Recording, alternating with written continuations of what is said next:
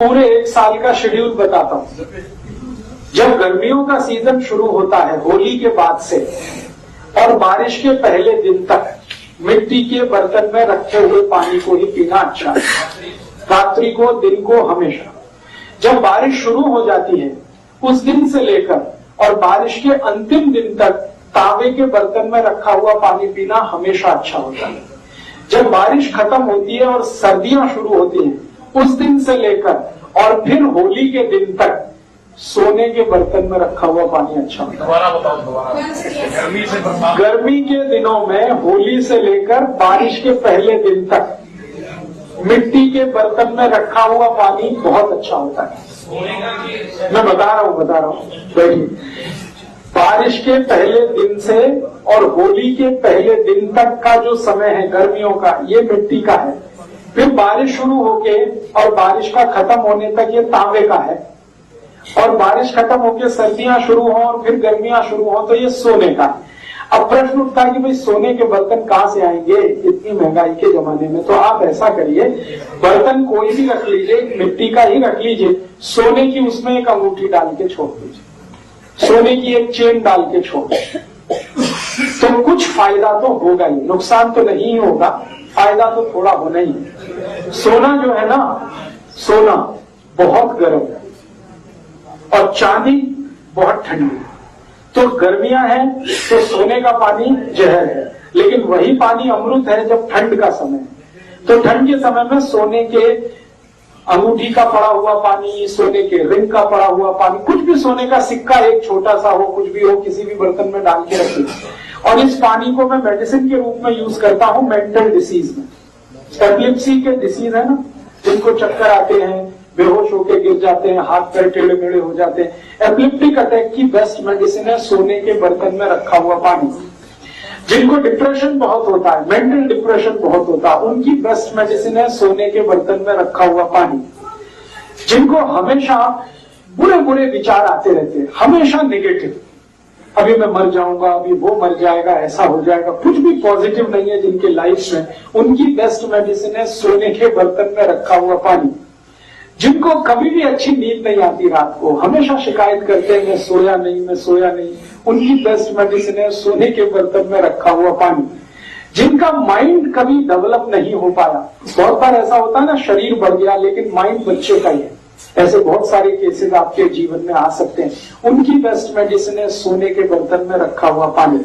और आखिरी बात करें, कफ की हर बीमारी की बेस्ट मेडिसिन है सोने के बर्तन में रखा हुआ पानी।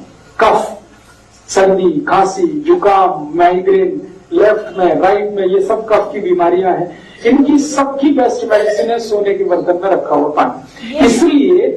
इसलिए आप पूरी बात सुन लीजिए। कफ का रेंज मैंने बताया, कफ का एरिया क्या है, छाती से लेके सिर तक। इसलिए छाती से शुरू करके सिर तक के सारे गहने सोने के ही पहने जाते हैं, क्योंकि वो कफ को कंट्रोल करते हैं। ये जो है ना सोने का होगा, ये सोने का होगा, ये सोने का होगा, सब सोने का है। और इसके नीचे जो भी कुछ है वो सब चांदी का है। तो सोना जो है छाती के ऊपर के सारे अंगों में पहना जाता है, क्योंकि कफ को कंट्रोल करता है। तो मैं कहने जा रहा हूं वो ये कि हमारे जो गहने हैं वो सब हमारे हेल्थ से जुड़े हुए हैं, स्वास्थ्य से जुड़े हुए हैं जी। ये अंगूठी सोने की डालते हैं वो ग्रहों के चक्कर वाले, वरना हमेशा हाथ में जो अंगूठियां पहनी जाती नॉर्मल केसेस में वो चांदी की होती है। लेकिन ग्रहों के चक्कर है, किसी को मंगल का चक्कर है, किसी को शनि का चक्कर है, पंडित जी बताते हैं तो हम पहनते हैं।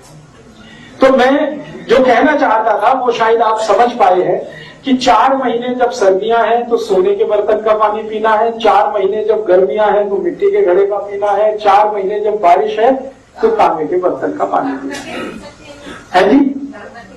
पानी को हमेशा पीने का तरीका है कि सबसे पहले गर्म कर लीजिए, सबसे पहले सवेरे खूब उबाल दीजिए, फिर उसको रूम टेम्परेचर तक ठंडा हो जाने दीजिए, फिर बर्तन में डाल दीजिए, चाहे वो मिट्टी के घड़े में डाल दीजिए, चाहे तांबे के बर्तन में डाल दीजिए, चाहे सोने वाले उसमें डाल दीजिए, फिर उसी को दिन भर पीते रहिए। हर समय गर्म करके पीने की जरूरत नहीं है, एक बार बॉईल करके रूम टेम्परेचर तक ठंडा कर दीजिए, फिर उसको किसी भी बर्तन में डाल के सवेरे से शाम तक यूज। अभी आरओ का सवाल आया तो मैं इसको जरा बता देता हूं, वैसे मैं कल बताने वाला था। ये आरओ का पानी अच्छा कि नहीं, मैं आपको पानी के बारे में जानकारी दे दूं मोटी सी 2-3 मिनट में। वो ये कि आयुर्वेद जो कहता है सबसे अच्छा पानी है बारिश का पीने के लिए, जिसको अमृत कहा गया। तो आप कुछ अगर ऐसी व्यवस्था कर सकें कि बारिश का पानी इकट्ठा करें और उसको साल भर पिए, तो आपसे ज्यादा सुखी कोई नहीं दुनिया में। आप बोलेंगे कैसे कर सकते हैं? बहुत आसान है। आपकी जो छत है ना, उस छत को तो आपने सबने सीमेंटेड कराया ही हुआ है। छत में से जो पानी गिर रहा है किसी पाइप में होते हुए, इस पाइप को आप आपके बोर में लगा दीजिए, अगर बोर है तो। बोर नहीं है तो वो पाइप को किसी टैंक बना के उसमें डाल दीजिए, अंडरग्राउंड टैंक बना दीजिए आपके घर में, और उसमें पूरा पानी डाल दीजिए। बारिश के पानी में कोई एक्सपायरी डेट नहीं है, इसको ध्यान रखें। बारिश के पानी की कोई एक्सपायरी डेट नहीं है। अगर अंडरग्राउंड टैंक में आपने कलेक्ट कर लिया तो साल भर, 2 साल, 3 साल आप पी सकते हैं, कोई तकलीफ नहीं आएगी। राजस्थान में गांव-गांव के हर घर में टैंक रहता है, और 5 इंच बारिश होती है, वो एक एक बूंद पानी इकट्ठा करते हैं, उसी को साल भर पीते हैं। जॉन्डिस की बीमारी उस एरिया में कभी नहीं होती, क्योंकि बारिश का पानी पीते हैं। तो बारिश का पानी आपके लिए सबसे अच्छा, जैसे भी हो आप इकट्ठा करिए। दूसरा पानी जो सबसे अच्छा माना जाता है वो नदियों से आने वाला, जो नदियां ग्लेशियर्स के साथ जुड़ी हुई, जैसे गंगा नदी है, ये सीधे ग्लेशियर से आती है। ग्लेशियर की बर्फ है, वो पिघलती है, मेल्ट होती है, फिर उसका पानी नदी में आता है। तो दूसरा सबसे अच्छा पानी है उन नदियों का जो ग्लेशियर से आती है, पहाड़ों से आती है। तीसरा सबसे अच्छा पानी होता है तालाबों का, जो बारिश के पानी के रूप में ही इकट्ठा होता है। और चौथा सबसे अच्छा पानी होता है वो बोर का, जो बारिश के पानी को रिचार्ज करके ही बोरिंग में आता है। और 5वां सबसे अच्छा पानी होता है म्युनिसिपल कॉर्पोरेशन का, जो आप पीते हैं। अब आप सोच लीजिए कि म्युनिसिपल कॉर्पोरेशन का पानी लास्ट में है, तो माने सबसे खराब है, सबसे अच्छा बारिश का। तो अब आपको तो कॉर्पोरेशन का पानी है, ये आपकी मजबूरी है। मैं चाहता हूं आप मजबूरी को थोड़ा बदलिए, 2-4 हजार रुपए खर्च करिए, या ज्यादा से ज्यादा 10,000 रुपए खर्च करिए। आपकी छत में स्लोप बना दीजिए और एक पाइप में पूरा पानी उतारिए, फिर उस पाइप को आपका एक टैंक बना के अंडरग्राउंड उसमें उतार। मैंने मेरे घर में ये व्यवस्था की है। मुश्किल से 22,000 रुपए का खर्चा आया, और उस खर्चे में मैं हर साल 1 लाख लीटर पानी कलेक्ट कर लेता हूँ। हाँ, मिट्टी डल जाती है तो उसको साफ कर लीजिए, या उसमें कोई आपको कंफ्यूजन है तो मिट्टी के ऊपर चूना फेंक दीजिए, बस वो पानी को अपने आप साफ करके नीचे भेजेगा। चूने से अच्छा पानी को साफ करने वाला दुनिया में कोई केमिकल नहीं। छत पे चूना डाल दीजिए, बारिश जैसे ही शुरू हुई चूने के पत्थर डाल दीजिए 2-4, जितना भी पानी कांटेक्ट में आएगा सब फिल्टर होके आएगा, तो मिट्टी का उसमें दुष्प्रभाव खत्म हो जाए।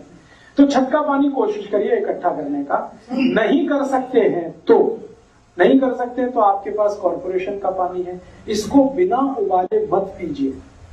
अब आप कहेंगे इस पानी को हम एरो में डालें और फिल्टर करें, या उबालें और पिएं, दोनों में क्या बेहतर है? उबालना बेहतर है, क्योंकि जब एरो में आप पानी को फिल्टर करते हैं तो उसमें पानी को फिल्टर करते समय कुछ ऐसे केमिकल खत्म हो जाते हैं जो आपके शरीर को जरूरी है। तो एरो का पानी तो मजबूरी का पानी है, जब कुछ भी नहीं मिल रहा है।